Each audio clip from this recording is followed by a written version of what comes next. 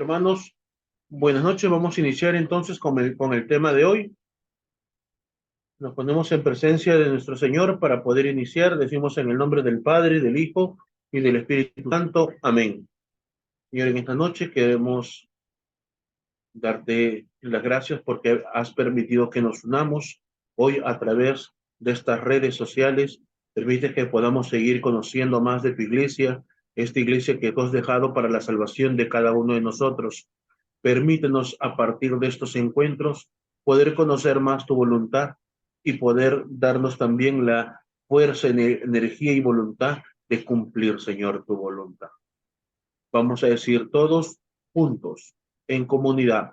Padre nuestro que estás en el cielo, santificado sea tu nombre, venga a nosotros tu reino. Hágase tu voluntad, así en la tierra como en el cielo. Danos hoy nuestro pan de cada día, perdona nuestras ofensas, como también nosotros perdonamos a los que nos ofenden. No nos dejes caer en tentación y líbranos del mal. Amén. En el nombre del Padre, del Hijo y del Espíritu Santo. Amén. Hermanos, sí me escuchan, ¿verdad? Sí, hermano. Sí, Ok. hermano, claro y fuerte. Mi hermano, 100%. correcto. Bueno, iniciemos entonces con el tema de hoy. El tema que vamos a abordar es muy importante porque responde a una necesidad de la iglesia, responde a una necesidad de nuestro Señor Jesucristo. Hoy vamos a hablar el ecumenismo como una respuesta al sueño de nuestro Señor Jesucristo. ¿Cuál es el sueño de Cristo? La unidad, que todos sean una sola cosa, ¿no? Un sin, que todos sean una sola cosa.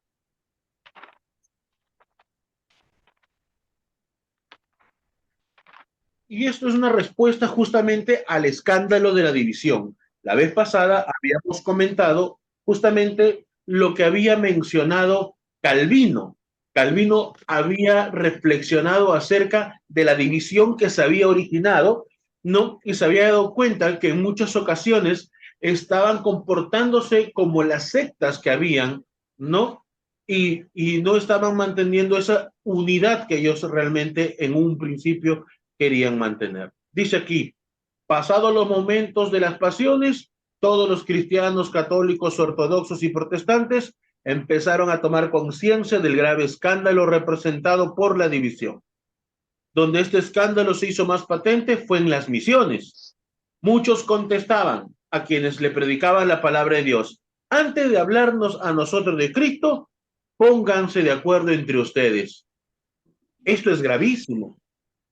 Porque cuando uno va a predicar a Cristo, ¿cómo va a predicar a Cristo y presentando una división? Como si realmente Cristo estuviera dividido. Y eso es esa es la consecuencia justamente del pecado. La división es consecuencia del pecado. Recordemos que el diablo, el demonio, significa el que divide, ¿no? Entonces, cada vez que hay una división dentro de la iglesia, es obra del demonio. Por eso las palabras de Cristo, esas palabras tan importantes que Jesús decía, ¿no? Que todos sean una sola cosa para que el mundo crea que tú me has enviado. Dice el padre Matuli, adquirían una palpitante actualidad. ¿Qué quiere decir todo esto?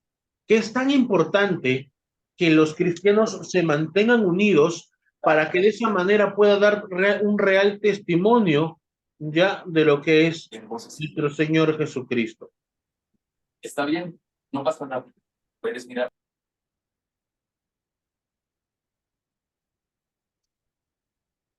Ahora, esta unión que busca Cristo y que proclama su iglesia, ya tenemos que ser honestos, que inicia realmente con la conversión de los anglicanos. Dice acá, es un hecho que las sectas que surgieron en los primeros siglos de la iglesia pronto desaparecieron, como ramas cortadas del árbol que se secan y mueren. Fue precisamente esta constatación que llevó entre el año 1841 y en 1846 a 70 ministros anglicanos a regresar a la Iglesia Católica. Es decir, Son los protestantes que reaccionaron a esto y empezaron a tomar iniciativas. En este caso, anglicanos, que regresaron un gran número a la Iglesia Católica, ¿no? Dice, estaban estudiando los documentos de la Iglesia de los primeros siglos, cuando se dieron cuenta de la identidad entre ella y la Iglesia Católica, y de las grandes similitudes entre las sectas de aquel tiempo y las sectas surgidas del protestantismo. La conclusión fue lógica, ¿no? ¿Qué había que hacer? Regresar a la Iglesia Católica. Ahora, esto es muy importante que lo tengamos nosotros muy en claro. ¿Por qué? Porque es muy importante. Recordemos, la Iglesia Católica como una institución humana y divina que habíamos hablado en unas clases anteriores, es una institución que tiene 2000 años de historia desde que Cristo la funda. Entonces, si uno va buscando la iglesia, va buscando los primeros padres de la iglesia, buscando la iglesia primitiva, se va dando cuenta que la iglesia de los primeros siglos enseña o enseñaba lo que hoy la misma Santa Iglesia Católica sigue enseñando. Por eso, hoy en día, muchos hermanos, mucha gente, ya, muchos hermanos protestantes, que cuando realmente están en una búsqueda sincera de la verdad, terminan convirtiéndose al catolicismo. Está Scott Hahn, está el mismo Fernando Casanova, hoy hay un apologista muy conocido, muy famoso, es Santiago Alarcón, que ya declaró su paso a la Iglesia Católica, pero justamente uno, ¿qué es lo que lo motiva? Cuando empieza a estudiar los padres de la Iglesia. Se da cuenta que la enseñanza de los padres de la Iglesia coincidían con la Santa Madre Iglesia Católica de hoy en día. Dice aquí, la conversión de los anglicanos. Dice, poco después le tocó el turno al investigador y pastor anglicano John Henry Newman, un personaje muy importante. ¿Por qué? Porque John Henry Newman llega a ser reconocido dentro de la iglesia, no, primero como cardenal y también como santo de la Iglesia Católica. Hoy, mira, un converso del protestantismo a la Iglesia Católica es considerado santo. Ya, dice aquí, que se convirtió al catolicismo con 22 ministros y 11 profesores de las universidades de Oxford y Cambridge. Entre ellos destaca la figura del padre Faber, gran escritor inglés, y de Henry Edward Manning, que era obispo anglicano de Westminster y a la muerte de su esposa pasó al catolicismo y se hizo sacerdote y llegó a ser cardenal como el mismo Newman. Y ahí ustedes pueden ver, ¿no?, las imágenes de estos personajes importantes que pasaron de la iglesia anglicana a la comunidad católica, ¿no? Y muchos de ellos, al pasar de la iglesia protestante a la iglesia católica, pasó manteniendo su ministerio. Es decir, pasaron, muchos de ellos casados en algunas ocasiones, pasaron al rito latino, pasaron siendo sacerdotes con sus esposas. Ahora, esta conversión de anglicanos fue muy importante porque, como les mencionaba hace un momento, en esta búsqueda sincera de la verdad, son grandes personalidades y grandes intelectuales que se hacen una conversión a la Iglesia Católica, justamente por una búsqueda sincera de la verdad. Dice aquí, este flujo de ministros anglicanos hacia la Iglesia Católica nunca se interrumpió. Dice, se calcula que desde la muerte del cardenal John Henry Newman hasta el 1935 pasaron al catolicismo unos 900 eclesiásticos anglicanos, es decir, unos 900 personas del clero. Hablemos de obispos, cardenales, presbíteros o diáconos. Últimamente, cada año ha habido un promedio de 12,000 anglicanos que han pasado, ¿no?, a la Iglesia Católica. Y esta parte es importante. Por lo general, se trata de personas cultas que llegan a tomar esa decisión después de largos estudios y un verdadero proceso de maduración cristiana. Recordemos solamente los nombres de dos grandes escritores, como Gilbert K. Chesterton, que es muy importante. Chesterton, que ahí tenemos la imagen de él, ¿no? Y de Sigrid Undset, Premio Nobel de Literatura. Entonces, realmente ser católico no es muy sencillo. que digamos, ¿no? Por decirlo de alguna manera. ¿Y por qué digo esto? Porque para querer ser católico o para pretender ser católico hay una exigencia, ¿no? De una búsqueda sincera de la verdad. A diferencia de muchas veces los católicos cuando pasan a la iglesia protestante no lo hacen por una búsqueda de la verdad, lo hacen simplemente porque ellos encuentran favores, porque se siente bien, por X motivos, una infinidad de motivos, pero nunca es por una búsqueda sincera de la verdad.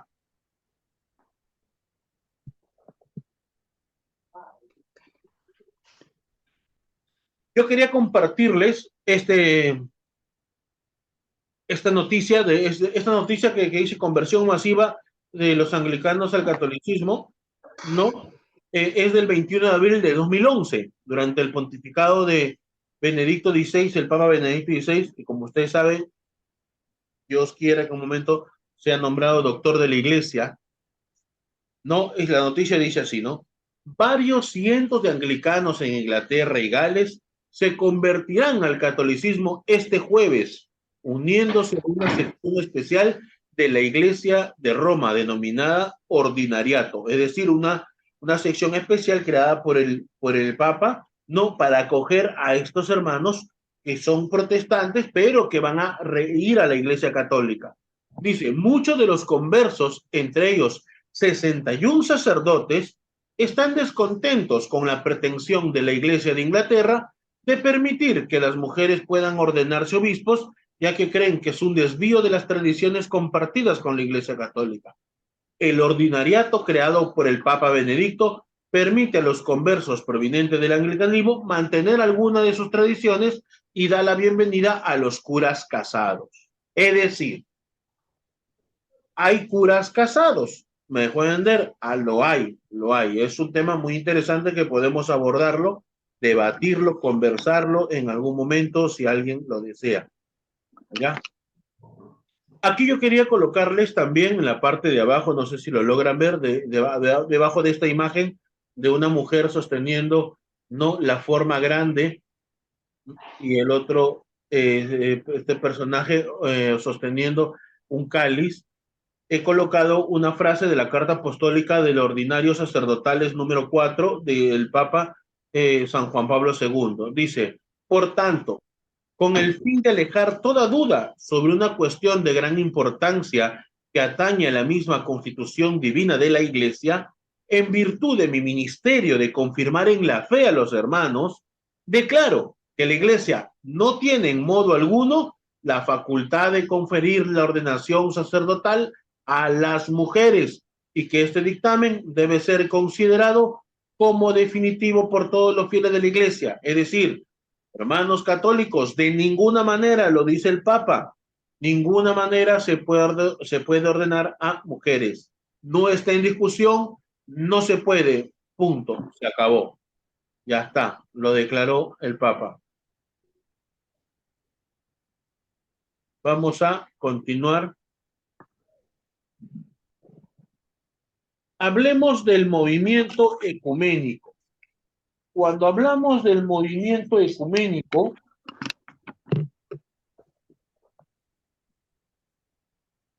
como les mencionaba, nace, ya seamos honestos, nace en primera instancia por los protestantes. Y aquí vamos a presentar a tres personajes. Dice, el Congreso Misionero de Edimburgo en Escocia, en el año 1910, fue la base del movimiento ecuménico, que precisamente surgió en un ambiente protestante y en un contexto misionero, por la necesidad de presentar un frente unido en los países paganos. Es decir, en países paganos les cuestionaban, ¿cómo es posible? Vienen a predicar a Cristo que habla de unidad, habla de amor, ustedes estén divididos, ¿no? En la misión es donde se evidenciaba la división de los mismos cristianos. Por eso que se busca, ¿no?, iniciar todo lo que es, ¿no?, un objetivo de la unidad de los cristianos. Dice, las tres figuras que pusieron las bases, aquí, uy, perdón, me he confundido,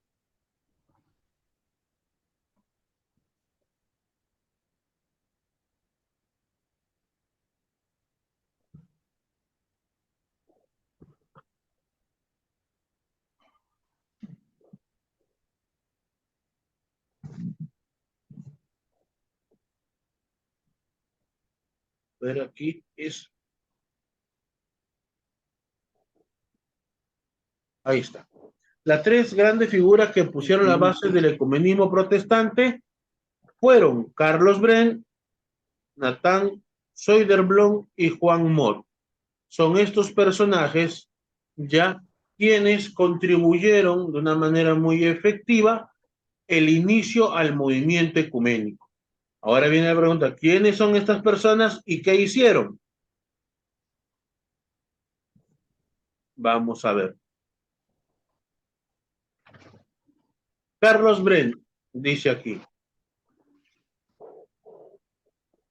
era episcopaliano, canadiense, con experiencia misionera en Filipinas. En 1927, no, una reunión en Luisiana, en Suiza, una conferencia que dio origen al movimiento Fe y Constitución. ¿Cuál era el objetivo? Unificar la doctrina, ¿no? Que es un poco complicado porque tendrías que alinear a todos, pero si todos creyeran en lo mismo, todos estarían en una misma comunidad, lo cual no es una realidad. Luego hablamos de Nathan Soderblom, era obispo luterano de Uppsala, en Suecia. Él trató de enfocar la unidad de los cristianos, ya en este aspecto más apeló a la parte pastoral, no a la doctrinal, ¿no? Dice, ¿cuál era su lema? La teología divide, no, pero la acción unifica. Entonces, buscaba la colaboración en actividades prácticas, ¿no? Camino de llevar a la unidad. En el Congreso de Estocolmo, en 1925, funda el movimiento Vida y Acción, que hasta hoy existe en realidad. ¿No? Yo lo he visto aquí en Lima. Hablemos ahora de Juan Mott. Él era metodista, enamorado del ecumenismo. Su lema fue: mediante la acción unida de todos, demos muestra de que el ecumenismo es una realidad, dejando a la providencia manifestarnos el camino a seguir. Él recibe el Premio Nobel de la Paz en 1946 y fue presidente vitalicio del Consejo Ecuménico. Hay un Consejo Ecuménico que justamente tiene estos objetivos. Hablemos ahora del Consejo Ecuménico. Y miren que hasta aquí estamos hablando de iniciativas protestantes, ¿ah? No estamos hablando de iniciativas católicas. Vamos a hablar, después de esto, hablaremos de la visión ecuménica o el objetivo, el movimiento o el caminar ecuménico de la Iglesia Católica.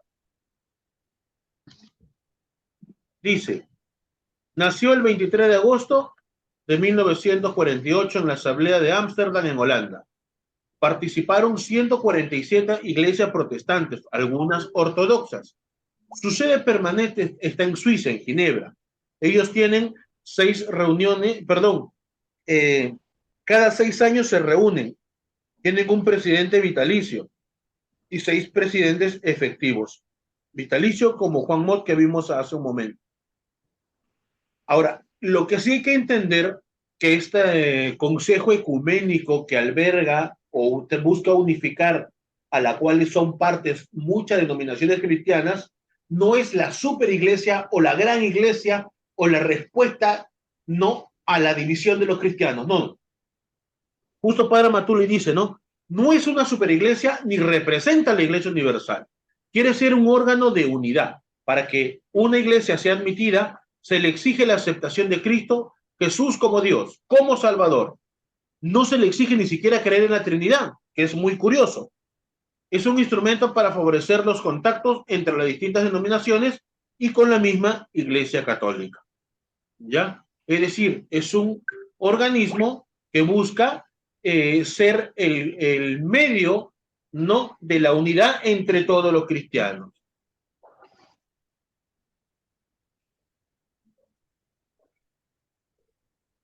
Ahora existe también el Consejo Ecuménico de las Iglesias. Esto también es bastante interesante. Dice, se divide en 2 sectores que al mismo tiempo representan 2 corrientes con enfoque distintos. ¿Por qué? Habla primero de fe y constitución, que se dedica a los estudios más teológicos. representa el ala y el aspecto más conservador. Pero luego también tenemos vida y acción. En vida y acción, ¿no? Se dedica más a las misiones, a las propagandas, a las iniciativas de juventud, derechos humanos. Presenta más el área liberal.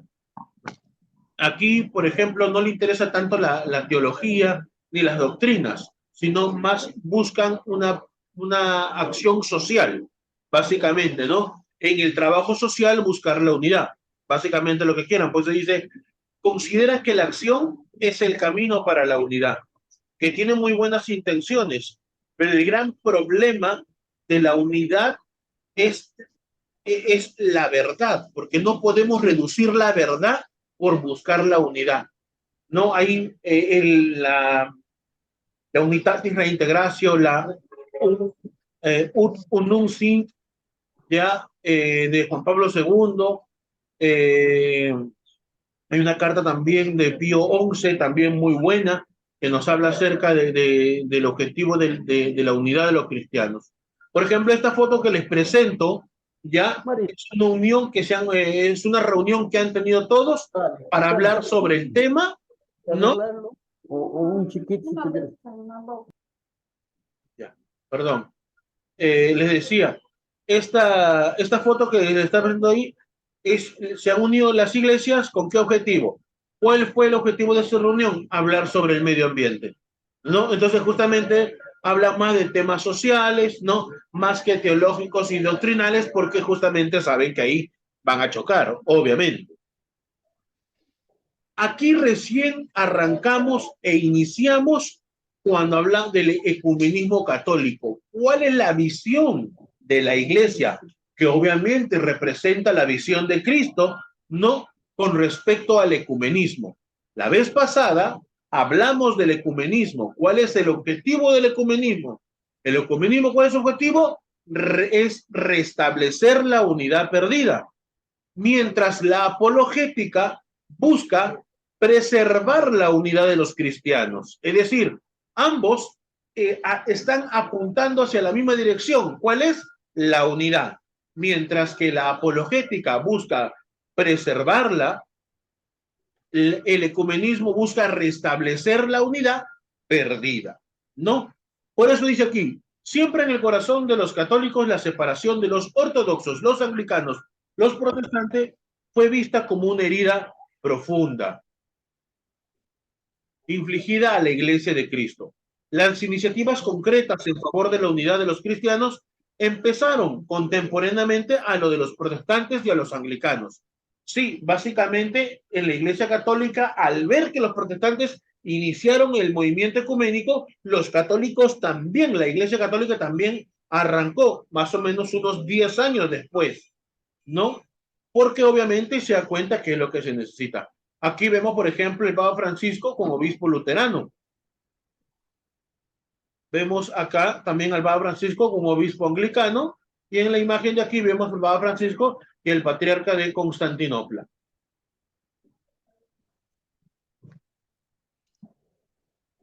Y arrancamos con el diálogo de Malvinas. El diálogo de Malvinas, 1925. Empezaron con esto, y se organizaron encuentros entre el cardenal Mercier, arzobispo de Malvinas y primado de Bélgica, y los anglicanos. Aquí podemos hablar del primer diálogo oficial, que sirve para despertar entre los católicos el interés práctico por la unidad de los cristianos. Es decir, aquí estamos hablando de un cardenal de la Santa Madre Iglesia Católica, el cardenal Mercier, arzobispo de Malvinas y primado de Bélgica.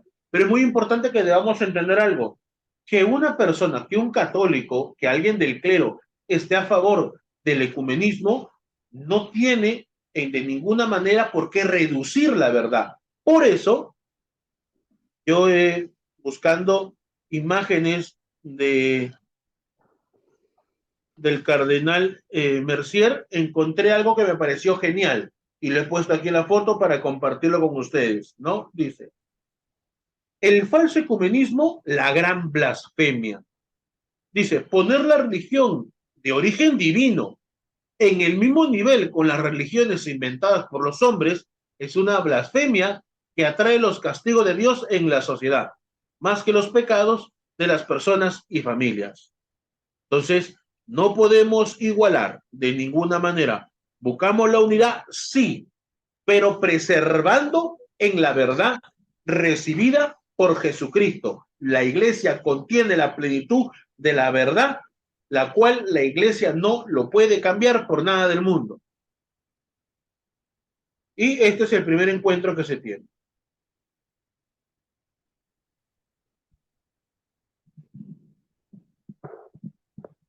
Una santa, ¿qué es esto? En 1930 el padre José Metzger fundó una asociación que se llama Una Santa, con el objetivo de fomentar nuevamente aquí me termino equivocando, alguien pensará que estoy obsesionado con eso, pero no, todo lo contrario.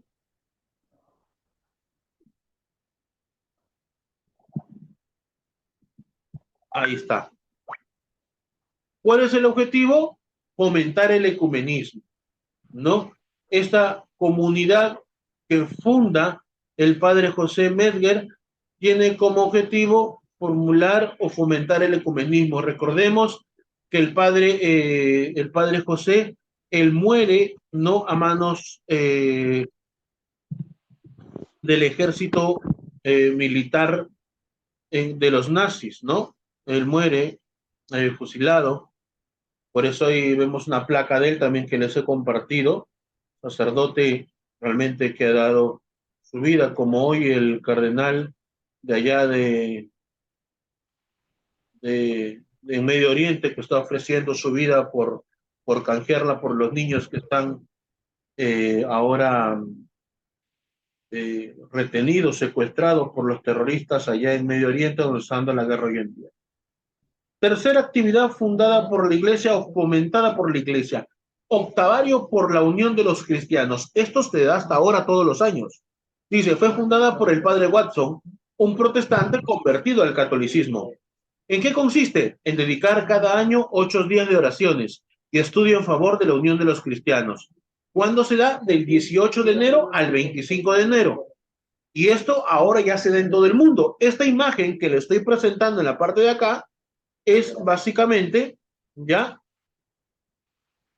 Es básicamente la que se ha promovido este año 2023, ¿no? Hace el bien y busca la justicia. Ese fue el lema. Semana de oración por la unidad de los cristianos. Todos los años vemos esto, todos los años. ¿Por qué? Porque inicia, mira, desde qué tiempo busca la unidad de los cristianos, ¿no? 4. Secretariado para la Unión de los Cristianos. Esto sí lo funda el Papa Juan XXIII, ¿no? Durante, cuando se estaba dando todo, preparándose él ya para lo que venía el Concilio Vaticano II, dice, ¿no? Fue fundado por el Papa Juan XXIII y puesto bajo la presidencia del cardenal Agustín Bea en el año 1960. Aquí vemos al cardenal Agustín Bea y aquí lo vemos junto con el Papa Juan XXIII, ¿no? ¿Cuál es el objetivo? Nuevamente, promover la unidad de los cristianos. Luego, para mí uno de los más importantes y el más grande, que lo hemos compartido de manera muy breve la vez pasada, hoy lo vamos a compartir un poco mejor, es el decreto conciliar sobre el ecumenismo. ¿Cuál es el decreto conciliar sobre el ecumenismo? La unitatis reintegratio, es decir, el restablecimiento de la unidad. Dice aquí, presenta las bases doctrinales y las líneas de acción práctica del ecumenismo católico. El título oficial es Unitatis Reintegratio, restauración de la unidad, y fue promulgado por el Papa Pablo VI el 21 de noviembre de 1946, es decir, es un documento que forma parte del Concilio Vaticano II. Ese documento es muy bueno, creo que todo católico debería conocerlo. Hoy, dentro de la iglesia han aparecido muchos apologistas, ¿no? Pero que desconocen el verdadero sentido de la apologética en la iglesia, ¿no? Y la visión ecuménica que tiene la iglesia. Vamos a abordar los puntos más sobresalientes de la unitatis reintegratio. A ver, ¿alguien que me pueda ayudar leyendo el primer párrafo? ¿Puedo leer? Sí, por favor. Por, Promover la restauración de la unidad entre todos los cristianos es uno de los principales propósitos del Concilio Ecuménico Vaticano II, porque una sola es la iglesia fundada por Cristo Señor. Muchas son, sin embargo, las comunidades cristianas que a sí mismas se presentan ante los hombres como la verdadera herencia de Jesucristo. Todos se confiesan discípulos del Señor, pero sienten de modo distinto y siguen caminos diferentes, como si Cristo mismo estuviera dividido. 1 Corintios capítulo 1, versículo 3. Esta división contradice abiertamente a la voluntad de Cristo. Es un escándalo para el mundo y daña a la causa santísima de la predicación del Evangelio a todos los hombres. Exacto. Digo, No, espéreme, hermano. Hasta aquí, por ejemplo, en el numeral 1 de la unidad 1R es unitatis reintegrarse. Recordemos que cada vez vamos a encontrar dos letritas representan el nombre del documento del cual se está citando. En este caso, algo que nos deja claro el documento. Uno, que la Iglesia Católica es la única fundada por Cristo. Ya está. Esto es clarísimo. Eso es clarísimo. Punto. La división repugna la voluntad de Cristo. Punto clarísimo. Es lo primero que debemos comprender, que en el numeral 1 de este documento tan importante nos quiere definir. A ver, que alguien quiera continuar leyendo. Puede ser, hermano. Por favor, léalo, hermanito. Ya desde los comienzos surgieron incisiones en esta una y única iglesia de Dios. Primera de Corintios, capítulo 11, versículos 18 y 19. Gálatas 1, versículos 6 al 9. Primera de Juan, capítulo 2, versículos 18 y 19. Los cuales reprueba gravemente el apóstol como condenable. Primera de Corintios, capítulo 1, versículo 11 y el 22. Y en siglos posteriores nacieron disensiones más amplias y comunidades no pequeñas se separaron de la plena comunión de la Iglesia Católica, a veces no sin culpa de los hombres de una u otra parte. Sin embargo, quienes ahora nacen en estas comunidades y se nutren con la fe de Cristo. Hermano, no un momentito. ser... Hermano. ¿Ya? ¿Usted está leyendo directamente del documento? Sí, hermano. Ya, un favor. Lo que pasa es que lo que le voy a pedir es que lea básicamente lo que está en la pantalla. ¿Por qué? Porque no hemos, por ejemplo, del numeral 3 de este documento, no hemos colocado todo. Hemos colocado las partes más importantes. ¿Me puede entender? Si usted va a leer del documento, se va a extender demasiado.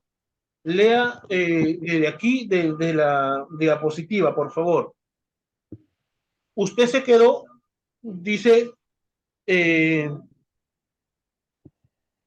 pero los que ahora nacen y se nutren de la fe de Jesucristo, dentro de esas comunidades, ahí está eso. La cuarta línea.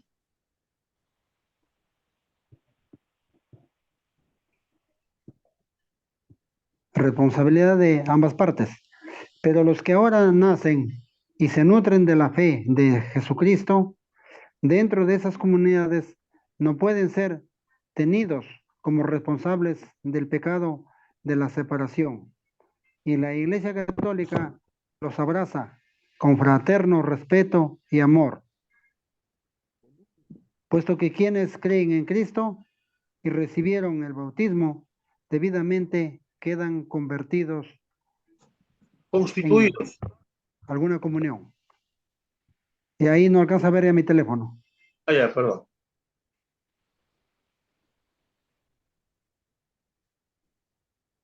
Aunque no sea perfecta con la Iglesia Católica. Sin embargo, justificados por la fe en el bautismo, quedan incorporados a Cristo y por tanto reciben el nombre de cristianos con todo derecho y justamente son reconocidos como hermanos en el Señor por los hijos de la Iglesia Católica. Conclusión, el numeral 3, ¿qué nos está diciendo? Si bien que es claro que la Iglesia es una y única, es decir, busca la unidad, ¿no? Y es solo una. Esta iglesia no desprecia a aquellos ya que han nacido dentro de comunidades cristianas no católicas. No lo pueden hacer. Como iglesia católica no se puede hacer eso, porque ellos no tienen culpa. Ellos han conocido a Cristo ahí. Y muchas veces, lamentablemente, muchos católicos atacamos a ellos cuando sin culpa están donde están, ¿no? Y otra cosa importante, por eso lo llamamos hermanos separados, porque la iglesia reconoce su cristiandad, son cristianos también, reconoce su cristiandad. ¿Por qué? Porque están bautizados. La iglesia reconoce su bautizo, reconoce el bautizo de ellos. ¿Por qué reconoce el bautizo de ellos? Porque fueron bautizados bajo la fórmula trinitaria. Por eso, ¿no? Es muy claro, dice, justificados por la fe en el bautismo, ¿no? Y recibieron el bautismo debidamente. ¿Por qué dice debidamente? Porque hay grupos religiosos que bautizan bajo el nombre de Jesucristo, lo cual es un error, porque Cristo enseña que debe ser bajo la fórmula trinitaria, Mateo capítulo 28, del versículo 19 al 20. Es muy claro.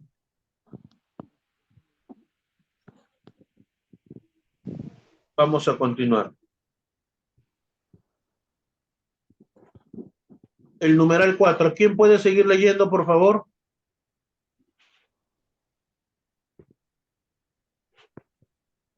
Yo, hermano, Por favor.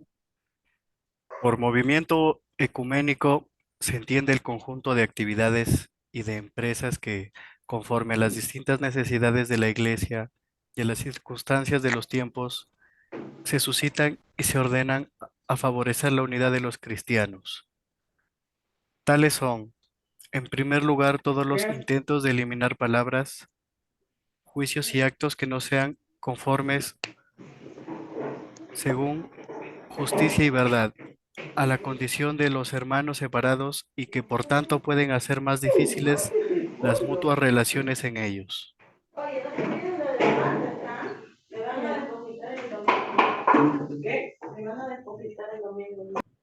Por favor, apagar micrófonos.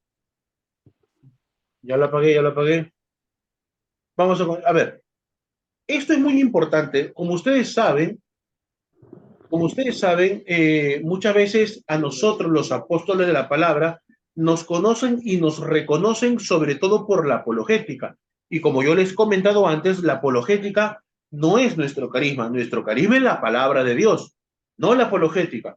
Pero nos han conocido realmente mucho por este aspecto, ¿no? Por esta rama de la teología tan hermosa y tan importante que debe subsistir y darse siempre en la iglesia, nos conocen a nosotros. Pero, y no voy a mentir, ni minimizar, ni reducir la realidad. Muchas veces dentro de Apóstol de la Palabra, antiguamente, cuando inició la apologética en Apóstoles, me he dado cuenta yo también, ¿no? Que era muy duro al expresar o dirigirse hacia los protestantes, ¿no? Y eso en realidad no favorece el objetivo de la iglesia. Hoy, por ejemplo, si nosotros analizamos los cantos de Apóstol de la Palabra, que han cambiado, antes eran muy, ¿cómo lo puedo decir? Muy incisivos con respecto a la apologética, con respecto al protestante, era muy incisivo. Ahora se ha calmado, ¿no? Porque también como comunidad misionera reconocemos, ¿no? Que en algunos aspectos podemos mejorar, ¿no? Y siempre ir de la mano de la enseñanza de la Santa Madre Iglesia, de la cual nadie puede escapar. Nadie puede escapar. Entonces, como movimiento ecuménico, ¿cuál es el objetivo? Fortalecer la unidad de los cristianos. Y para que esto se dé, tenemos que primero respetar a los hermanos, ¿no? Primero respetar, eliminar palabras, eliminar juicios. Por ejemplo, yo escucho muchas veces frases de apologistas católicos, ¿no? Diciendo cosas, ¿no? Que ellos te quieren engañar. El pastor, el protestante te quiere engañar. Y no te quiere engañar. Él lo aprendió así. Él está convencido de que realmente es así. ¿Me dejo entender? Está convencido de que realmente es así. Y te lo enseña así porque él cree que eres tú el equivocado. Y como él quiere tu salvación, Obviamente, yo sé que está equivocado. Yo sé que la verdad la tenemos nosotros, pero no lo puedo juzgar como si él fuera un maldito hereje que se va a condenar y solamente quiere llevar a la gente al infierno. Y mucha gente lo ve así a los pastores protestantes. Y no son así. Ellos, dentro de sus conocimientos limitados, reducidos, obviamente creen que están en la verdad. Sabemos que no es así, pero no lo podemos atacar ni juzgar como si ellos estuvieran conscientes, ¿no?, de que lo que hacen está mal. Entonces, para buscar justamente la unidad de los cristianos, uno, ¿qué dice? Evitar palabras que puedan ofender, ¿no? Para fortalecer la unidad.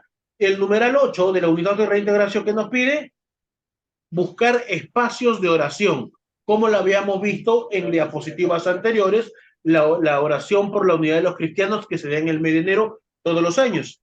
Y aquí el documento nos exhorta a esto también. Por eso dice, en ciertas circunstancias especiales, como sucede cuando se ordenan oraciones por la unidad. Y en las asambleas ecuménicas es lícito, es decir, es bueno, se debe dar. A ver, alguien que pueda leer, por favor, el numeral 8. Perdón, hermano, Jonathan, una preguntita. A ver, Aquí cuando estamos, aquí, bueno, condición de los hermanos separados, bueno, y aclaramos que, bueno, antes los cantos eran muy fuertes. Estos hermanos separados, ¿estamos hablando de las sectas o con los que podemos hacer el comunismo, que son los del cisma y con los de la Reforma Protestante? Es que ahí me pierdo. claro. Lo que pasa es que si bien la unidad y reintegración, por ejemplo, busca la unidad de los cristianos y se refiere a los, como justo mencionaste, hermano, a los que se dividieron en el cisma de Oriente y a los que se dividieron en la Reforma Protestante, ya, hoy en día debemos reconocer en los protestantes, en las sectas, para que se entienda mejor, ya en las sectas debemos reconocer en ellos también una sincera búsqueda de Dios, ¿no? Pero que lamentablemente la Iglesia Católica no funciona adecuadamente. Yo soy misionero, hermano. ¿Cuántas veces me ha tocado salir de misión a un pueblo, ¿no? Donde en ese pueblo hay una parroquia, la parroquia donde el padre solamente va una vez al año, ¿ya? Pero hay 5 iglesias evangélicas. Esa gente que busca a Dios, ¿a dónde va a ir? ¿A la Iglesia Católica? No, porque siempre está cerrada. Y nadie creo que se le va a ocurrir. Entonces, que busque una Iglesia Católica abierta. No, porque el pueblo principal, ¿no? Está como a 4 horas. Y nadie va a ir hasta 4 horas en carro, ¿me dejo entender? ¿No? Para ir a rezar un ratito. Entonces, ¿qué hacen? Pues tienen que acudir a los templos protestantes. Y es ahí donde conocen a Cristo, de una manera limitada, de una manera a media, de una manera mediocre, pero es donde conocen a Cristo. Entonces, como son personas que realmente están buscando a Dios, debemos buscar también la unidad con ellos. ¿Me voy a entender? Porque están buscando a Dios. Sí, hermano, una preguntita, es que, pues que la otra vez me quedé con la duda porque pues la otra vez que hablamos que con ellos, los del cisma y los que vienen a la reforma, podíamos hacer ecumenismo y con las que llamamos grupos proselitistas en América, sobre todo, podíamos apologética. Pero aquí Y ya es no, verdad. aquí quiere decir todo, ¿cierto? Sí, Aquí pero en esto que estamos leyendo. lo que pasa es que cuando yo te dije, el documento específicamente habla de cuando habla de ecumenismo, habla con estos dos grupos. La unidad y reintegración, cuando habla de ecumenismo, habla de estos dos grupos, pero no significa que no podamos aplicar ecumenismo con los demás.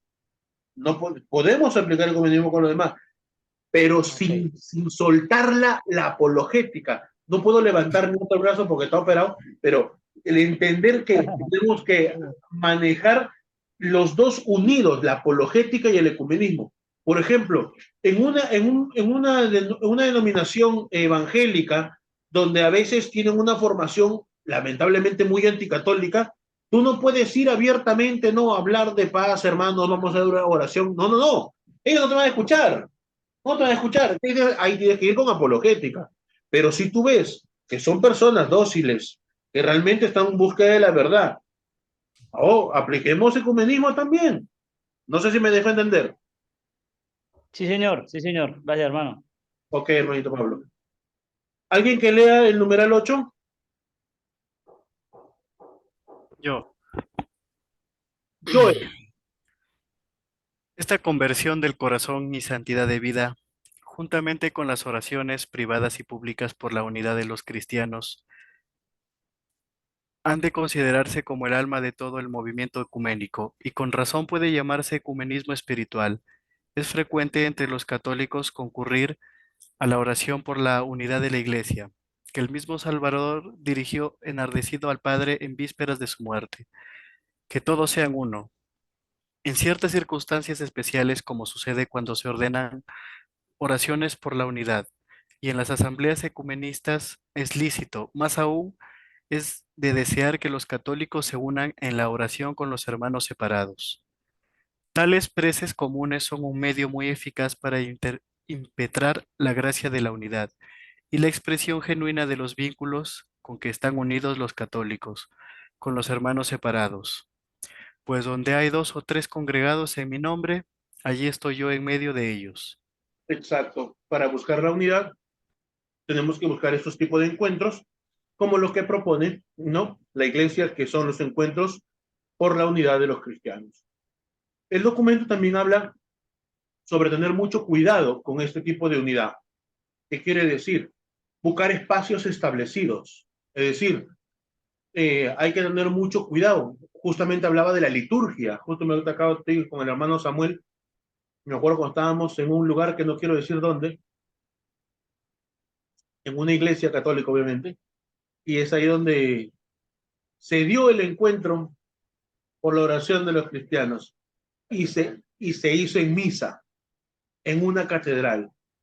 Entonces, no era muy prudente, según el documento. Hay que tener mucho cuidado de dónde se dan estos encuentros, ¿no? Porque hay que tener cuidado de la liturgia, decía, dice el documento. Por eso estamos leyendo fracciones del documento, no estamos leyendo todo. Yo les invito a ustedes a que se compren los documentos de la iglesia, ¿no? Todo el Concilio Vaticano II, cómprenselo, léanlo, medítenlo, reflexionenlo, cómanselo. Es muy importante, ¿no? Cuidar la liturgia es indispensable dentro de del culto católico. Y no podemos, ¿cómo te puedo decir? No podemos exponerla a la falta de respeto. No podemos exponerla a la liturgia, no a la incomprensión. Es decir, toda rodilla se dobla ante la presencia del Señor, ante el nombre de Jesús, dice la carta a los Filipenses. Ok, ¿qué tanto más cuando Cristo se hace presente en la Eucaristía? Católico lo sabemos y nos ponemos de rodillas durante la consagración, pero el protestante no, ¿no? Y no le podemos obligar, ¿no? Entonces hay que cuidar la liturgia, hay que cuidarla. Bueno, vamos a continuar.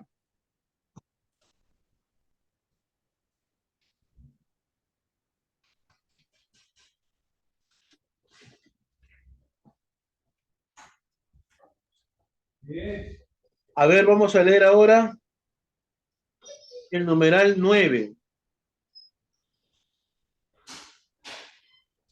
Y el numeral 9 es completamente, para mí es muy claro. A ver, alguien que lo quiera leer.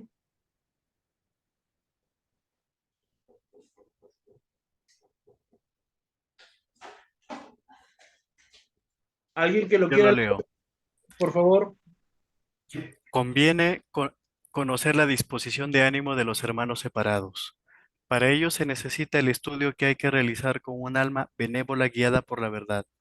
Es preciso que los católicos debidamente preparados adquieran mejor conocimiento de la doctrina y de la historia de la vida espiritual y cultural, de la psicología religiosa y de la cultura peculiares de los hermanos. Para lograrlo, ayudan mucho por ambas partes las reuniones destinadas a tratar, sobre todo, cuestiones teológicas, donde cada uno pueda tratar a los demás de igual a igual, con tal que los que toman parte, bajo la vigilancia de los prelados, sean verdaderamente peritos. De tal diálogo puede incluso esclarecerse más cuál sea la verdadera naturaleza de la Iglesia Católica. De esta forma conoceremos mejor el pensamiento de los hermanos separados y nuestra fe aparecerá entre ellos más claramente expresada. Esto que menciona el documento, que acaba de leer el hermano, hoy lo vemos. ¿Dónde? Por ejemplo, esto lo vemos en el caso de los encuentros ecuménicos que se van realizando a lo largo. Por ejemplo, el padre Luis Toro es una de las personas que busca cumplir estos encuentros ecuménicos. Por eso dice, para lograrlo, ayudan mucho que ambas partes, es decir, católico y no católico, busquen reuniones destinadas a tratar cuestiones teológicas, ¿no? Y dice, bajo la vigilancia de los prelados, es decir, los obispos deben estar vigilando que esto se dé de manera adecuada. De este diálogo se va a buscar esclarecer la fe para muchos que están ahí, por eso el padre Luis Toro siempre lo hace de manera pública, ¿no? Por eso es muy importante el método que se tiene que aplicar en el diálogo, ¿no? Padre Matuli, que es el pionero de la apologética en Latinoamérica, conocido como el padre de la apologética en Latinoamérica, es él básicamente quien diseña este método que aplica Padre Luis Toro, ¿no? Recordemos que Padre Luis Toro, que es muy conocido por todos ustedes, Padre Luis Toro es prácticamente fruto del apostolado del padre de Amatuli.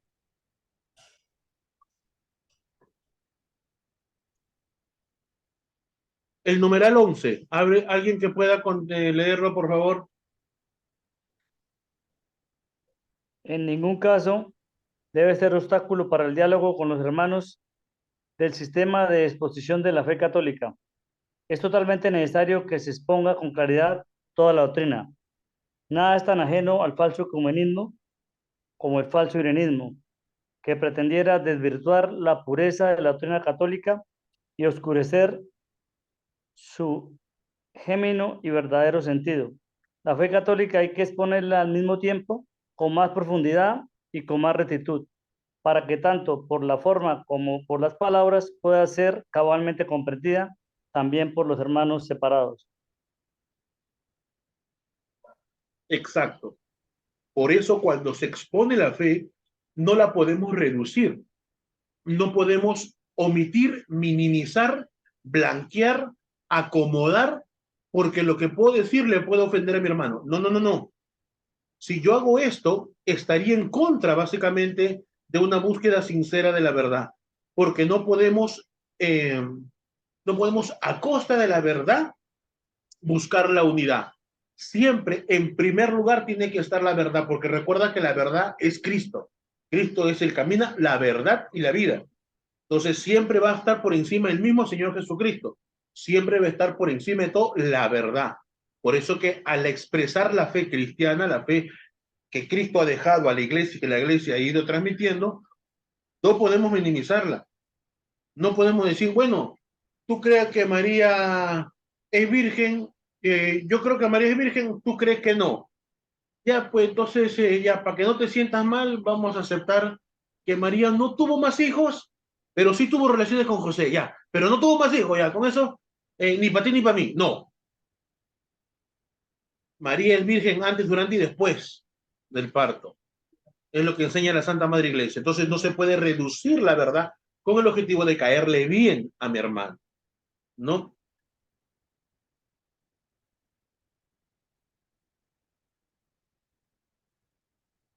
El numeral 12. ¿Alguien más que lo quiera leer? Para leerlo, hermano. Por favor. La cooperación de todos los cristianos expresa vivamente la unión con la que ya están vinculados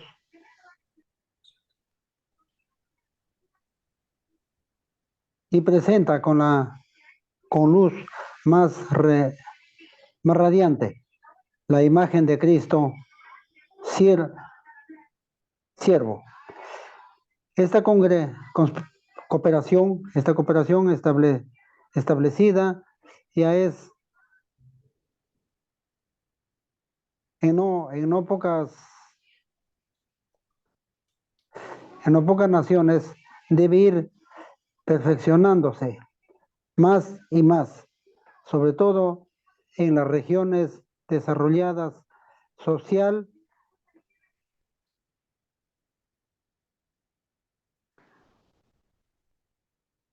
y técnicamente, ya en el justo aprecio de la dignidad de la persona humana, ya procurando el bien de la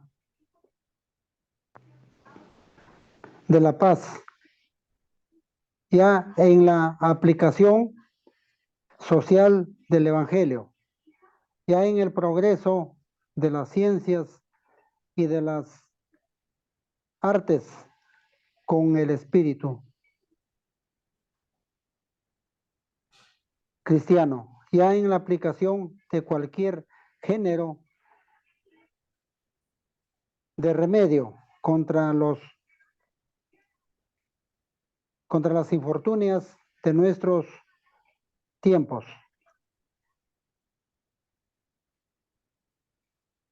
como son el hombre y las calamidades, el analfabetismo y la miseria, la escasez de viviendas y la distribución injusta de las riquezas.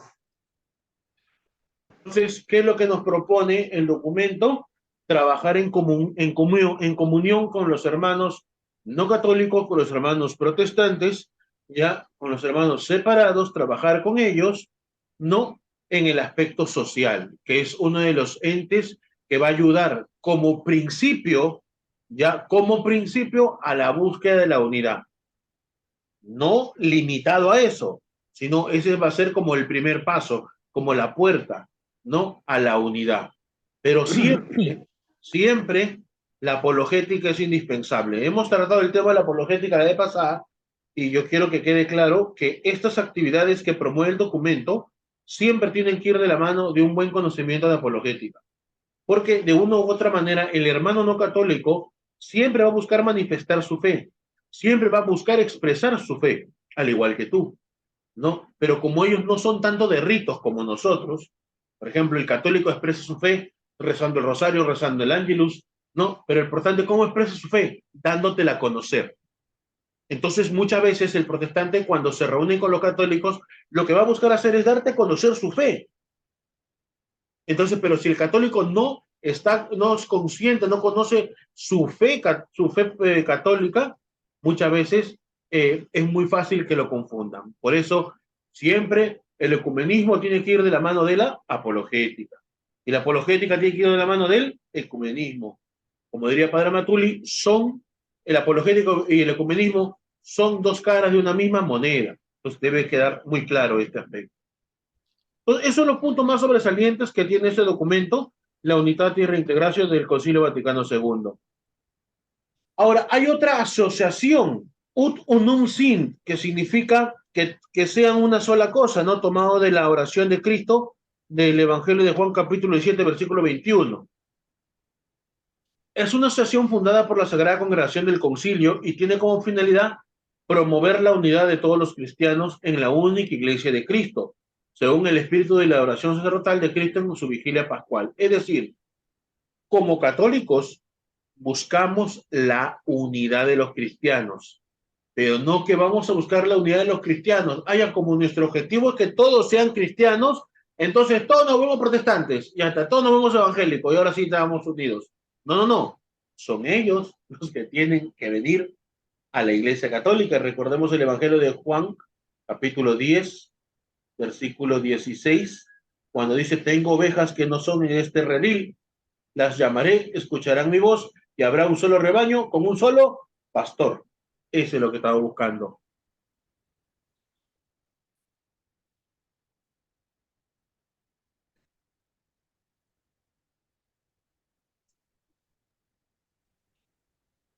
se funda esta asociación. Mira que lleva el mismo nombre de un documento que hace Juan Pablo II, que lo vamos a ver más adelante.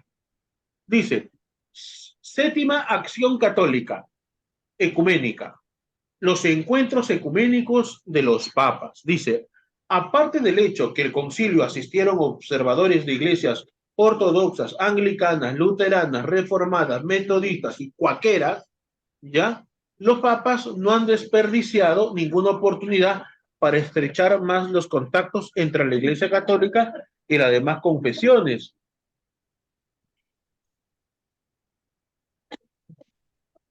¿Qué quiere decir esto? Durante el Concilio Vaticano II, recordemos que se llama Concilio Ecuménico Vaticano II, así se llama este concilio, Concilio Ecuménico Vaticano II, ese es su nombre. Entonces, participaron gente de otras confesiones religiosas, como observadores, obviamente, no van a poner su doctrina ahí, pero sí como observadores. Pero adicional a esto, que es una muy grande iniciativa, ¿no?, del Papa, también vamos a encontrar ya encuentros, ¿no?, del Papa con otras confesiones. Por ejemplo, en 1960 el doctor Fisher, arzobispo anglicano de Canterbury, visitó al Papa Juan XXIII. En 1962 lo hizo el doctor Craig, presbiteriano, visitó también a Juan XXIII.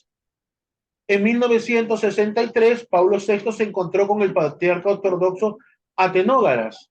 En 1965, Roma y Constantinopla se levantaron mutuamente las excomuniones que se lanzaron en 1054 en el tiempo del cisma de Oriente, ¿no? Y en 1966, Pablo VI dialogó con el doctor Reinfeldt, sucesor de Fisher.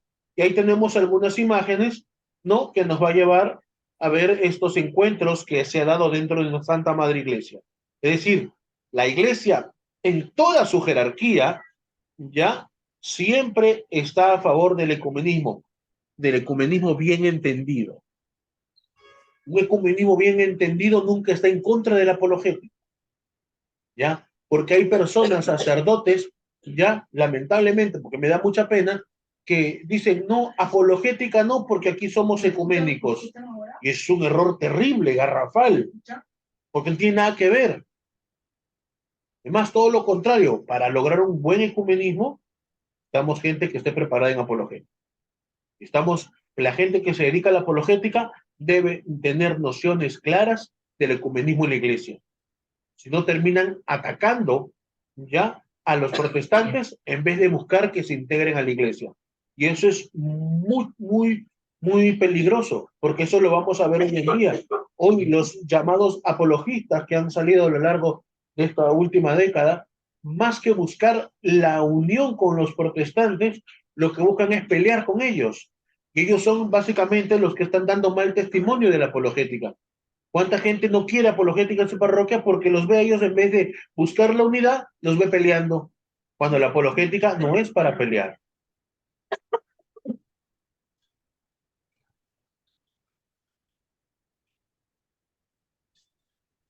Adicional a esto, recordemos que es costumbre del Papa Juan Pablo II en todos sus viajes orar en común con los representantes de los hermanos separados. Por ejemplo, vemos con el arzobispo anglicano de Canterbury, Inglaterra, el doctor Robert Runcie y el Papa Pablo VI. Acá vemos el patriarca ortodoxo de Georgia con el Papa Benedicto XVI y al mismo patriarca ortodoxo con el Papa Juan Pablo II, ¿no? Entonces vamos a encontrarnos constantemente, ¿ya?, acciones dentro de la iglesia que busquen la unidad con los cristianos. 8. Encuentros ecuménicos de oración. En Taizé, Francia, el hermano protestante Roger Such dirige una comunidad de oración interdenominacional. De vez en cuando organiza encuentros internacionales de reflexión y oración, con la participación de anglicanos, protestantes, ortodoxos y católicos. Su luz está inundando la cristiandad entera y realmente representa un buen auspicio para la unidad de los cristianos. Realmente muy bueno. Él es el que está aquí, y acá vemos justamente cómo está acompañando en una misa de el Papa Benedicto XVI, ¿no? Los encuentros ecuménicos de oración que están dando frutos realmente en la Iglesia Católica. Porque seamos honestos, nosotros hablamos vemos nuestra propia realidad dentro de la Iglesia, vamos a ver cómo los hermanos, vamos a ver cómo los hermanos, por ejemplo, protestantes, se unen a la Iglesia Católica en una búsqueda sincera de la verdad que dijimos al principio. Pero cuando tú ves que un protestante se va a la iglesia, perdón, que un católico se va a la iglesia protestante, cuando esto llega a suceder, ya, cuando esto llegara a suceder, es normalmente ya porque se va por otros intereses. No se va porque está buscando realmente a Dios, que encontró la verdad ya, no. Puedes buscar a cualquiera que es católico y se ha ido a una iglesia evangélica, un sacerdote que se ha ido a una iglesia evangélica, que se ha hecho protestante, anglicano, etcétera. Ninguno ha sido realmente porque está buscando la verdad. No, sino es que hay algo que no le gustó, hizo algo malo y no se lo permitieron. Entonces, como no me dejan hacer lo que quiero, prefiero irme y cuando me voy, ataco, ¿no? Que es lo que hemos visto a lo largo de estos últimos años a los sacerdotes, ¿no? Que se han salido de la iglesia. Y ahí vamos a entrar a la encíclica Ut Unum Sint. Recuerda que hay una iniciativa, un grupo que se llama así, y ahora viene esta encíclica. Como le mencioné, tiene el mismo nombre. Dice, representa la culminación del magisterio del Papa Juan Pablo II con relación al tema del ecumenismo. Fue publicada el 25 de mayo del 95. Vamos a ver un resumen de este documento.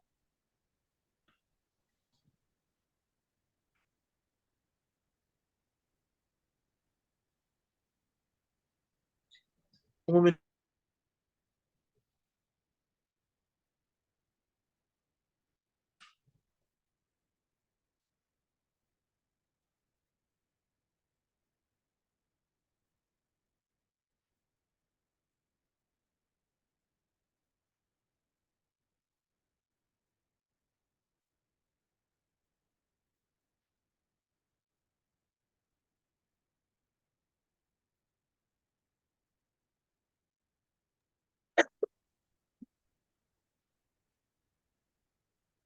Aparte, este documento, ¿no? Dice así, sobre el empeño ecuménico, es decir, en este documento el Papa Juan Pablo II lo que está buscando es ver realmente cómo es que se ha ido avanzando desde que se hace el documento Unitatis Reintegratio hasta la fecha, hasta el 95, qué tanto se ha basado con estas iniciativas ecuménicas.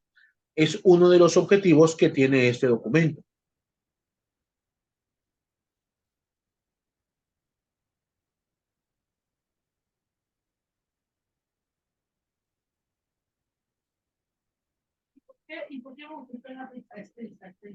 Vamos a ver algunas fracciones. Dice, superando las incomprensiones ancestrales, los malentendidos y prejuicios de los unos contra los otros, la inercia y la indiferencia y el insuficiente conocimiento recíproco, el Papa invita a todos los cristianos a luchar para hacer realidad el sueño de Jesús, que todos sean uno, haciendo visible aquella unidad profunda que ya existe entre todos y que a lo largo de los siglos se ha manifestado esencialmente mediante el testimonio del martirio presente en muchas confesiones cristianas. Es decir, ¿qué es lo que está buscando aquí el Papa con este documento? ¿No? Ver qué tanto se ha avanzado en estas iniciativas. Dice en el numeral 9, esta unidad que el Señor dio a su iglesia y en el cual quiere abrazar a todos, no es accesoria, sino está en el centro mismo de su obra. Es decir, creer en Cristo significa querer la unidad. Querer la unidad significa querer la iglesia. Y querer la iglesia significa querer la comunión de gracia que corresponde el designio del Padre desde toda la eternidad. Es decir, no puede si yo realmente soy un verdadero católico, como verdadero católico debo necesariamente buscar la unidad.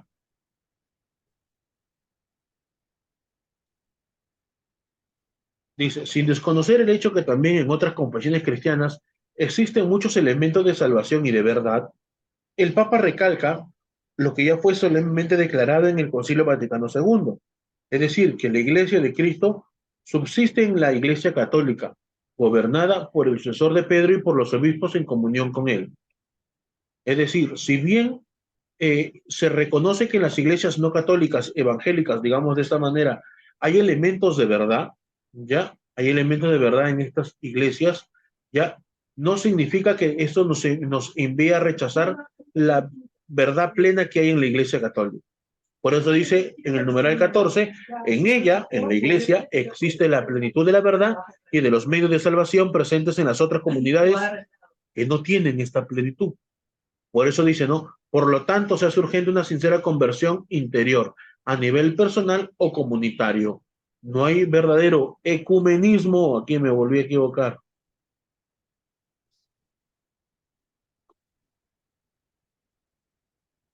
No hay verdadero ecumenismo sin conversión interior. Ahora, el numeral 18, ¿qué dice? Basándose en una idea que el mismo Papa Juan 23 había expresado en la apertura del concilio, el decreto sobre el ecumenismo, la unidad y reintegración, menciona el modo de exponer la doctrina entre los elementos de la continua reforma. No se trata en este contexto de modificar el depósito de la fe, de cambiar el significado de los dogmas, de suprimir en aquellas palabras esenciales, de adaptar la verdad a los gustos de una época, lo que hace un momento le estaba yo comentando.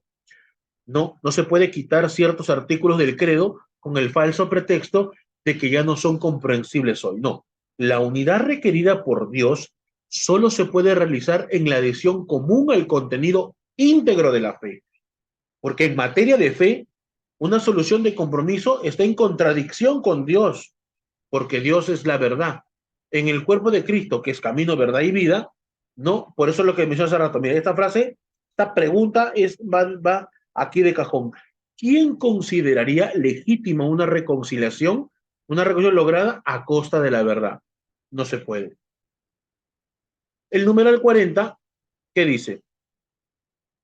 Para ser más cerca el día de la reconciliación, no hay que olvidar la oración, pues cuando los cristianos rezan juntos, la meta de la unidad aparece cercana, y con la oración, el diálogo ecuménico a nivel de Santa Sede, conferencias episcopales, diócesis, entre expertos de ambas partes, y la colaboración práctica de los diversos ámbitos, pastoral, cultural, social, incluso en el testimonio del mensaje del Evangelio. Entonces, acá nos habla de varias cosas. Uno, la oración como herramienta para alcanzar la unidad.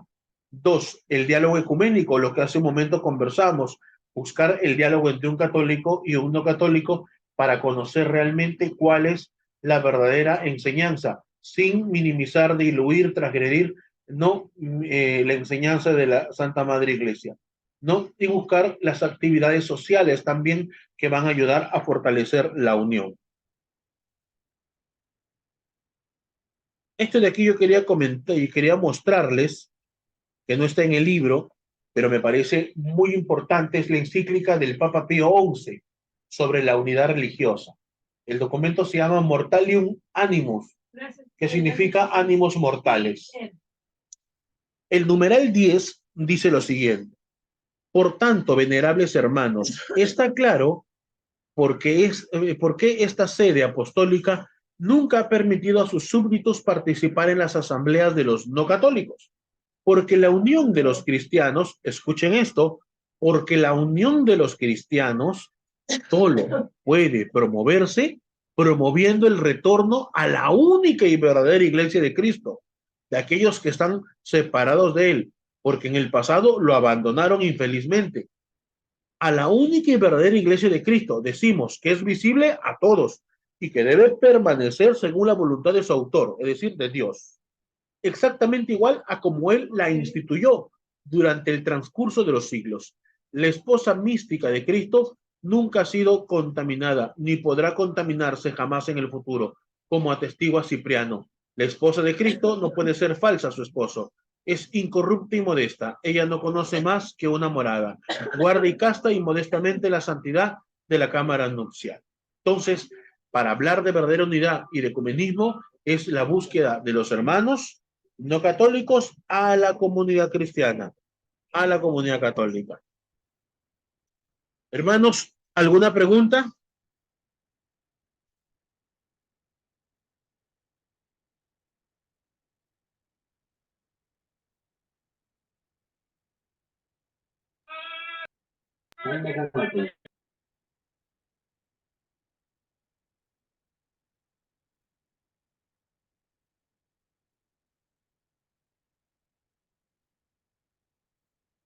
Hermanos, ¿alguna pregunta?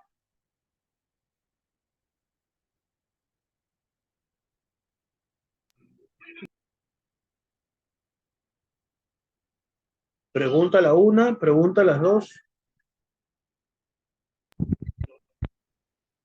Nada más. Hermano, Sí.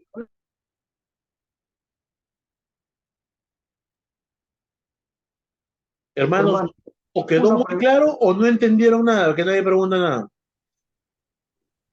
Hermano Jonathan, más que todo un comentario que justamente que a veces por desconocimiento, Ya, cuando uno aprende, tiene conocimiento de la apologética, como creo que la mayoría nos ha pasado.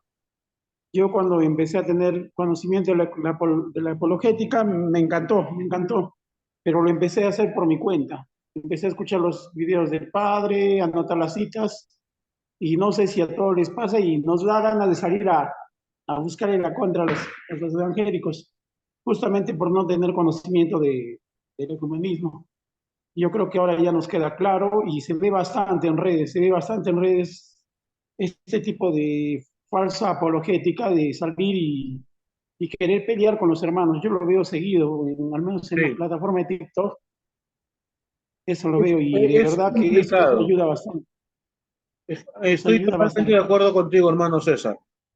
A mí me ha pasado, ¿no? Yo escucho gente que me invita a participar. Vamos al parque tal, ahí vamos, ahí hay protestantes. Vamos para hacerle la lucha, vamos para hacerle la guerra.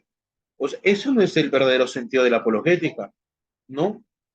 Yo, por ejemplo, recuerdo que estaba con el hermano Félix de misión en la Sierra de la Libertad, en Otusco, que se le conoce como la capital de la fe, la conocen Otusco porque está la imagen de la Virgen de la Puerta, la Basílica de la Virgen de la Puerta.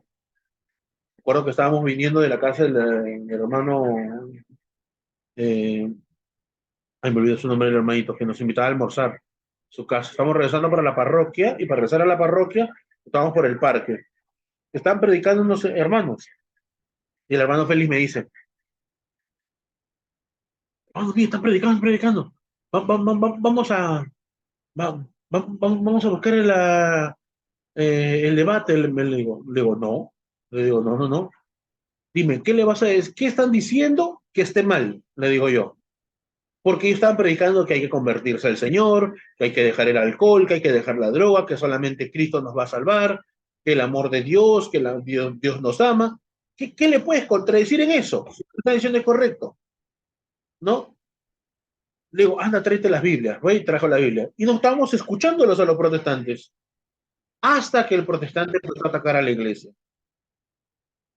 Cuando empezó a decir que porque Dios nos salva, y empezó a decir, no, como esta imagen que la gente cree, ahí recién levantamos la mano, pastor, una pregunta, y se armó el debate.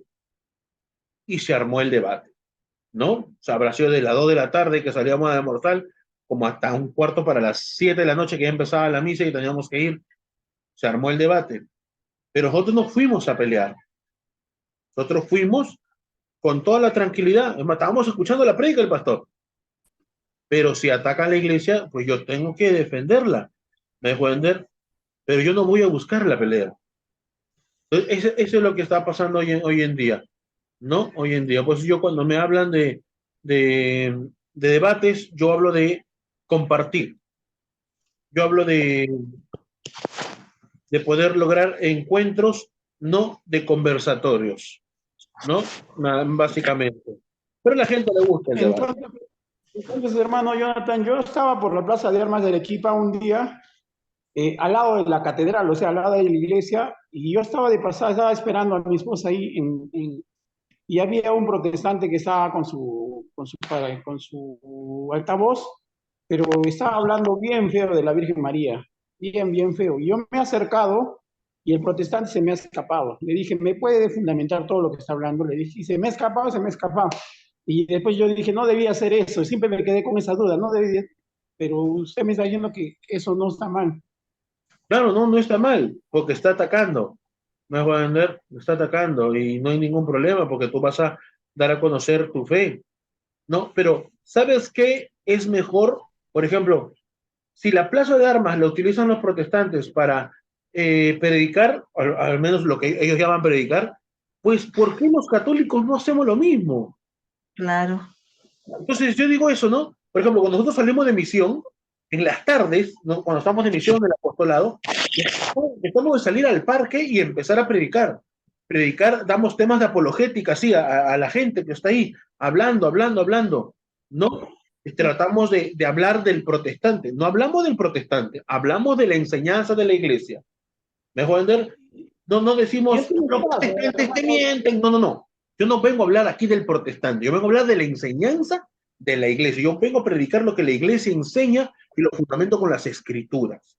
Ahora, si viene un protestante y viene y me quiere hacer una pregunta, no tengo ningún problema, estoy dispuesto a dar razón de mi esperanza, como diría el apóstol Pedro. ¿Me dejo entender? Pero lo que pasa es que muy veces a nosotros los católicos nos cuesta salir a predicar, nos cuesta salir a evangelizar, nos cuesta. Creemos que eso solamente le compete al sacerdote y a las religiosas, y eso no necesariamente es así. Nosotros como católicos, como laicos, tenemos nuestros deberes y tenemos nuestros derechos. Y entre nuestros deberes está el deber de predicar. Hermano James. Hermano, ¿qué tal? Buenas noches. Sí, con respecto a lo que estaban hablando los hermanos, el tema del ecumenismo y la apologética, defensa de la fe, también en la parroquia donde yo participo hay mucho desconocimiento. Ahora que usted fue hace poco a la parroquia, inclusive hay hermanos que dicen, cuando llega un testigo de Jehová, un evangélico en mi casa, yo lo que hago es le digo, vamos a rezar el Ave María, vamos a rezar un rosario y después conversamos, ¿no? Y ahí lo que hacemos es ahuyentar al hermano, más no le enseñamos la Biblia o no le evangelizamos, ¿no? Lo que hacemos es alejarlo, porque ellos el método siempre hasta ahora con todos los evangélicos que yo he conversado, Éxodo 24, o te agarran el Apocalipsis, o te sacan otro contexto y acabó. Hace 2 días me tocó conversar con una bautista, profesora del colegio de mi hija. Le dije, vamos a hablar un ratito, profesora, porque voy a hacer un taller de apologética acá en el colegio. Ya estoy coordinando con el director. ¿Y qué es apologética? Le empecé a explicar y me dice, sí, pero la verdad no es esa. Y le digo, ¿y cuál usted cree que es la verdad? La verdad. ¿Y quién hizo la Biblia? Le dije. Bueno, la Biblia la hicieron los hombres inspirados por Dios y me empezó a hablar, no me dejó hablar para nada, me empezó a hablar un texto, me sacó el texto que solamente la fe salva y después me dijo que Jesucristo nos dejó para que solamente vayamos a proclamar el Evangelio y no me dejó hablar para nada. Le dije, profesora, yo también quiero conversar. Y me dice, toda la razón, pero tenemos un tema y empecemos con el siguiente. No, me dice, conversó, yo la escuché media hora, de verdad, la escuché media hora bien a tiempo, pero la profesora jamás la forma de trabajar de los profesores. Claro, por eso, hablan, te dictan por eso en las normas de diálogo siempre es un solo tema, primero uno, luego el otro, luego unos ya expusieron, se hacen las preguntas. Ese es el esquema que siempre ha enseñado Padre Amatuli, ¿no? Un solo tema. Uno habla, el otro habla él también del mismo tema, y luego vienen las preguntas de uno mismo hacia el otro y luego de la gente que los escucha. ¿Alguna otra pregunta? Del tema, algo que no haya quedado claro, algo que vaya a abordar. Hermano, como un comentario más que pregunta, hermano, yo creo que eso Aclaración. Dígame, hermano Walter. De practicar esa apologética o alcanzar el ecumenismo, creo que depende también del ambiente donde nos encontremos. Por ejemplo, acá en Huánuco hay pastores, pues, evangelistas, protestantes, que tiran al piso diciendo, pues, que es una muñeca, cómo es posible que este yeso, que este... Peor ahora en este mes de octubre, pues, está la procesión del Señor de Burgos, la procesión del Señor de Milagros, que para ellos es palo, es yeso, lo insultan, lo faltan, es decir, no se puede soportar uno como católico también así fácilmente. Por eso ahí entraría lo que dijo el hermano Pablo hace un momento, ¿no?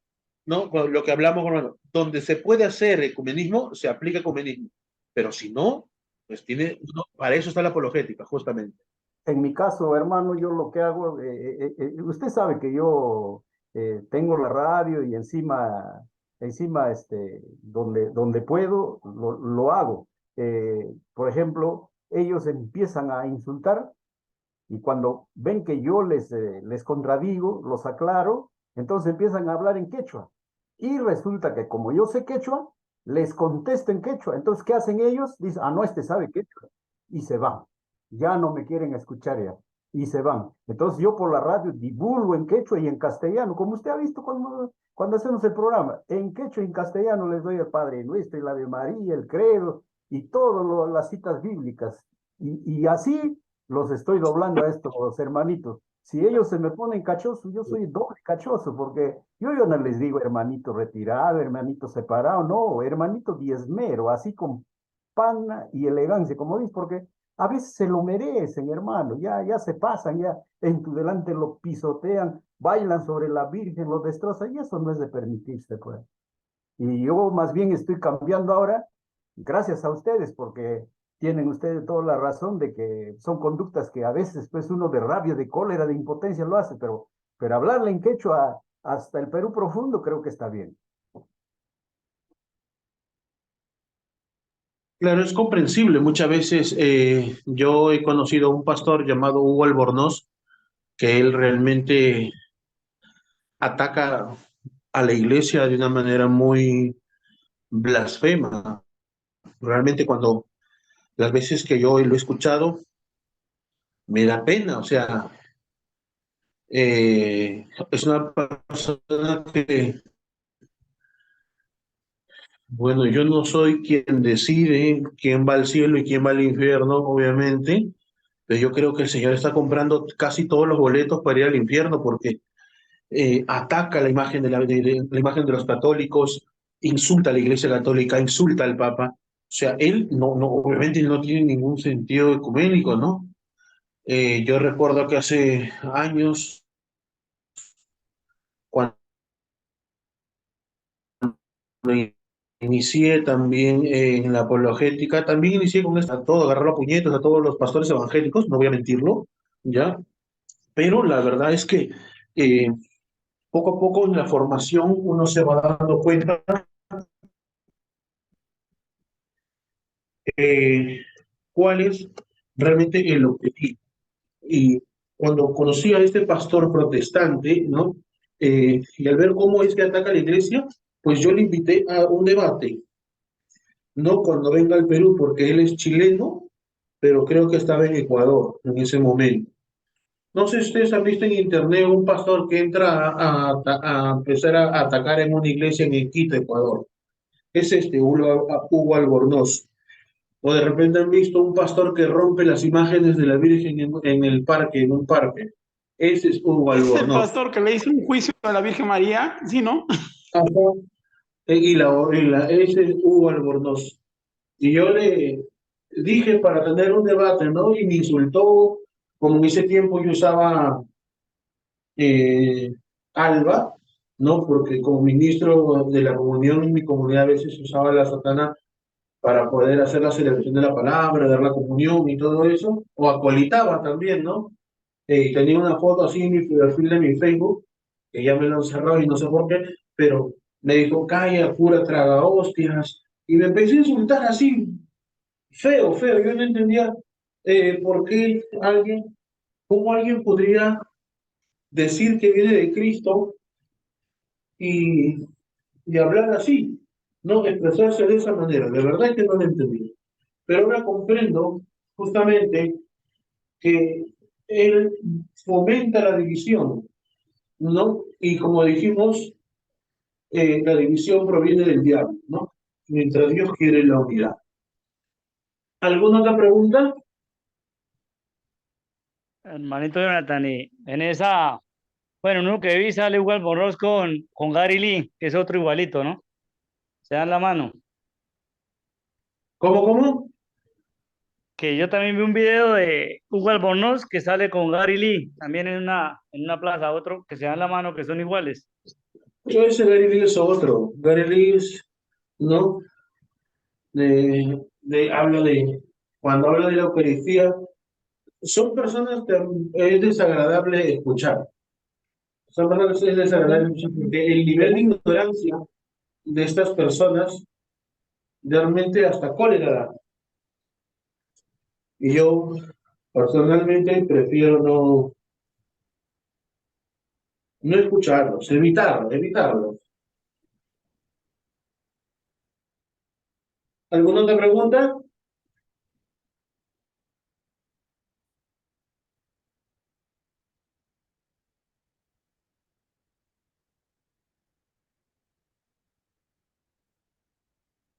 ¿Alguna otra pregunta, hermanos? Hermano Jonathan, muy buena noche. Muy buena noche, hermanos, a todos. Eh, Le comento lo siguiente. Un sábado hace poco vinieron los hermanos separados, los TDJ, eh, finalizando ya el diálogo, porque ellos llegaron a compartir, entre comillas, compartir respecto al Padre Nuestro. Entonces la hermana dijo, vengo a compartirle, hermano, en esta mañana la palabra de Dios. Bueno, el tema es el Padre Nuestro, específicamente donde dice, perdona nuestros pecados como también nosotros perdonamos a los que nos ofenden. Entonces ahí me tocó el tema del perdón de los pecados, que Jesucristo nos perdona los pecados por medio de un representante de él, que es el sacerdote, para nosotros los católicos. ¿El tema cuál es? Respecto al ecumenismo, que ese es el tema de hoy prácticamente, que se habló de ese tema, es el siguiente. Finalizando ya el diálogo, porque pues, siempre nos demoramos casi una hora, hora y media. Entonces yo lo primero que les dije fue, para si ustedes me traen la palabra de Dios, yo primero tengo que, ustedes me tienen que comprobar que ustedes son la verdadera iglesia de Cristo, porque si no, pues entonces, o sea, ustedes traen un evangelio diferente y la Biblia dice que todo aquel que traiga un evangelio diferente será anatema. Entonces, no quiero ser, le dije, maldito. Entonces, hermanos, les pido el favor que me comprueben que son la iglesia verdadera. Finalizando el diálogo con ellos, eh, el guardián que anda con ellos, con el grupo, porque no andan solos, andan con un hermano de ellos que es, entre comillas, un poquito más preparado que ellos, aunque no saben nada tampoco, pero anda cuidándolos. ¿Anda cuidándolos de quién? De los católicos que de alguna u otra manera nos hemos preparado y ya no somos ignorantes. Entonces, finalizando el diálogo, dijo, hermano, dijo, si usted no está de acuerdo con alguien de otra iglesia, usted lo que debe hacer, dijo, es con educación decirle, yo soy católico y, y no comparto su creencia, no comparto su fe. Entonces le dije, hermano, yo no he ido a golpearle la puerta, le dije, de su casa. Cuando yo vaya, le dije, a golpear la puerta de su casa o del sitio donde ustedes, entre comillas, se congregan, pues hermano, usted me puede decir eso. Pero en estos momentos le dije, estamos en un diálogo ecuménico. Ecuménico apologético, porque tanto ustedes le dije conocen de Biblia como yo también conozco. Si yo fuera, le dije, un ignorante, tenga plena seguridad, le dije que ustedes no usted le dije, señor, no me dijera eso, sino antes por el contrario, viniera hermano, me diera un abrazo, lo invitamos el próximo sábado a nuestra reunión y en fin. Entonces le dije, creo que aquí el irrespetuoso es usted, porque aparte de venir a golpear la puerta de mi casa, me viene a, a decir unas barbaridades, le dije, hermano. Y discúlpeme, le dije que le diga así, me viene a decir unas barbaridades, le dije que no vienen al caso. Además, usted le dije apenas llega. Yo con las hermanas le dije vengo dialogando más de una hora. Entonces, usted le dije no está enterado de lo que estamos hablando. Eh, entonces, la pregunta mía fue, eh, ¿quién hizo la Biblia? La Biblia le dije tiene mamá y tiene papá, pero como ustedes le dije les gusta la vaca, pero no les gusta la leche, o les gusta la leche, pero no les gusta la vaca, entonces le dije, díganme quién hizo la Biblia.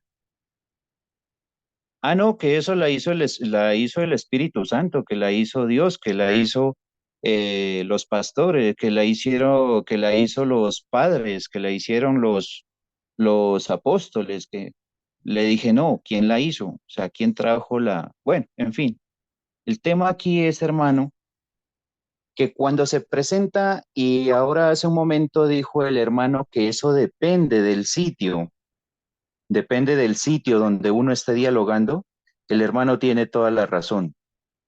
¿Qué es lo que pasa? Cuando ellos están en grupo, eh, tienden a llevarle la ventaja a uno, porque es que uno habla una cosa, el otro habla otra, el otro habla otra y el otro habla otra. Lo que dice usted, hermano Jonathan, tiene toda la razón también, y comparto las palabras del padre Fabiano Amatuli, al igual que de las palabras del padre Luis, cuando dice, atiendo uno a uno, yo no los voy a atender en grupo. Esto es un diálogo uno a uno, pero ellos no respetan, hermano Jonathan. Eh, de todos los diálogos que he tenido con los hermanos separados, si ha respetado uno, ha sido mucho, pero por lo general ellos cuando ya no tienen argumentos, tiran a ofenderlo. Y respecto a Hugo Albornoz, yo hablé con él, lo llamé, hablé con él y me dijo, sí, ¿tú quién eres? Y bueno, en fin, yo sé que es chileno. Eh, Le dije, sí, yo soy colombiano, quisiera, le dije, dialogar contigo. Yo soy católico. Ah, tú eres come hostias, es que tú eres ni sé qué, tú eres... no sé". Entonces, o sea, si se da cuenta, le dije, ¿te das cuenta? Le dije, Hugo, que lo que predicas no es lo que practicas. O sea, predicas el amor, pero no es lo que sale de tu boca, hermano. Entonces, de la boca sale, hermano, acordate, le dije eso, Hugo, que de la boca sale de lo que el corazón tiene.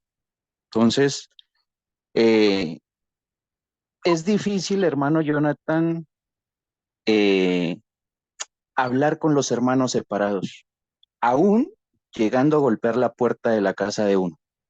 Son muy groseros. Al principio, unas ovejitas, y hermano para allá y hermano para acá. Pero cuando ya se quedan sin argumentos, sacan, hermano, el veneno. Y siempre es a ofender. Tenga plena seguridad que todos ofenden, hermano Jonathan. Todos lo ofenden a uno. Eh, el padre Luis Toro dice,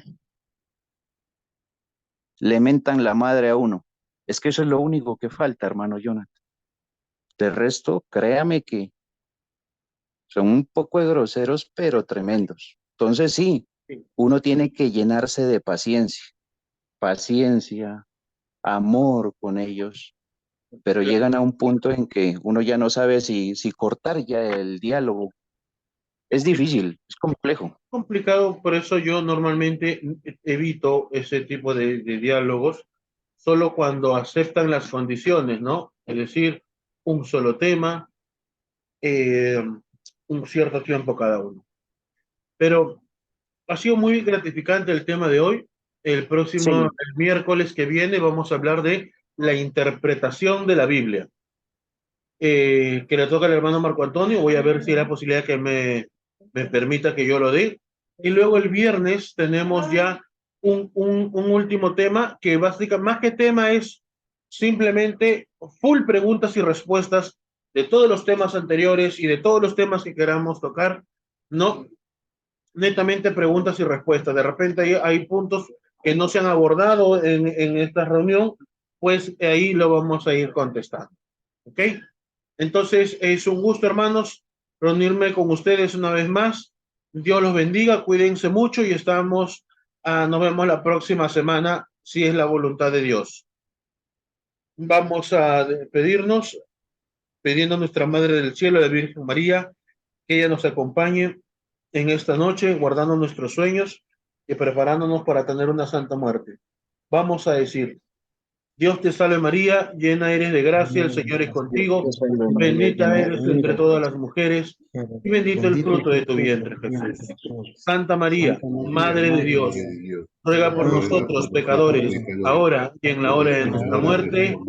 Amén. Nos despedimos en el nombre del Padre, del Hijo y del Espíritu Santo. Amén. Amén. Hasta la próxima, hermano. Hasta luego, hermano Jonathan. Muchísimas gracias a todos. Dios los bendiga. Fuerte abrazo. Bendiciones a todos. Bendiciones.